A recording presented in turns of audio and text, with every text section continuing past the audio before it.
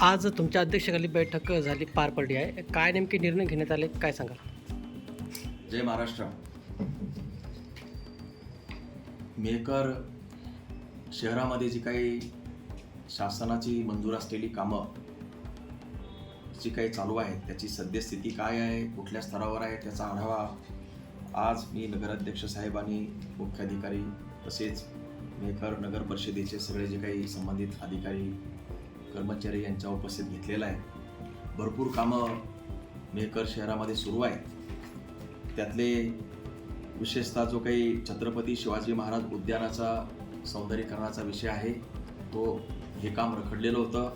तर हे काम सुद्धा आता सर्वसाधारणपणानं आपल्याला जूनच्या आत कसं त्याचा शेवट होईल या दृष्टीनं प्रयत्न सुरू आहे.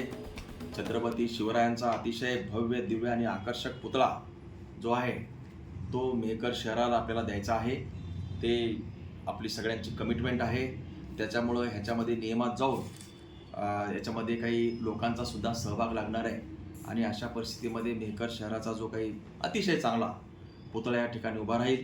बाकीचं ते इतर उद्यान सौंदर्यीकरणाचा सुद्धा अनेक, जसे की मावळे असलेली जी थीम आहे आपली, ती सुद्धा तशीच प्रलंबित पडली होती. ती लवकरात लवकर घेण्याच्याबद्दल सूचना मुख्याधिकारी आता त्यांना देऊन आता नगराध्यक्ष साहेबांच्या उपस्थितीत पुढच्या आठवड्यामध्ये त्याच्यावरती आता चर्चा होईल. त्याचबरोबर जी काही कामं चालली आहेत, काही कामं थांबली, त्या सौंदर्यीकरणाच्या अनुषंगानं त्याचा रिव्ह्यू घेतलेला आहे. एकूणच हे जे काही जून आहे, जूनपर्यंत हे काम आपलं अतिशय पुढं जाईल आणि शक्यतोवर जूनपर्यंत हे सगळं म्हणजे मार्गी लागावी अशा प्रकारचा प्रयत्न आहे. जे काम खूपच पडलं होतं पाठीमागं, ते आता नव्या गतीनं पुढं जाईल.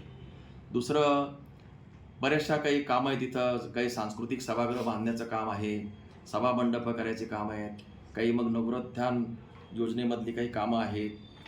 ही सगळी कामं अंतिम टप्प्यात आहेत. काही कामं प्रलंबित होती, काही कामं सुरू आहेत. या सगळ्या कामाचा आढावा आज घेण्यात आलेला आहे. त्याचबरोबर पाणी पुरवठ्याचा जो काही विषय आहे त्याच्यामध्ये सुद्धा मी स्वतः पाठपुरावा केलेला आहे आमदार म्हणून. त्याच्यामध्ये 3.27 कोटी हा जो काही निधी आहे, मी स्वतः माननीय उपमुख्यमंत्री महोदयांना भेटलो, आणखी काही कामं मंजूर केली. त्यातलं हे जे काही पाणी पुरवठा नगरोत्थान अभियान जो आहे, स्वहिस्सा जो नगर परिषदेचा असतो, तो 3.27 कोटी मिळाला आहे. त्यामुळे आपल्याला 10/19चा पहिला हप्ता जो आहे तो रिलीज होईल. आणि जे काही पाणी पुरवठ्याचं जे काही आश्वासन आम्ही मतदाराला दिलं होतं, त्याचा पहिला टप्पा या ठिकाणी सुरू झालेला असेल.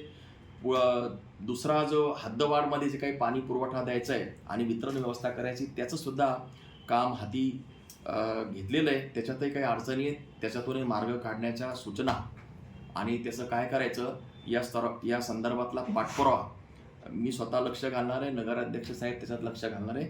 हे सुद्धा दोन्ही विषय आपल्याला लवकर सोडवायचे. महत्त्वाचा मुद्दा की बरीचशी कामं जी होती नगरोत्थान अभियान योजनेमध्ये केली होती राज्यस्तरावरची, काही वैशिष्ट्यपूर्ण योजनामधली काही कामं होती.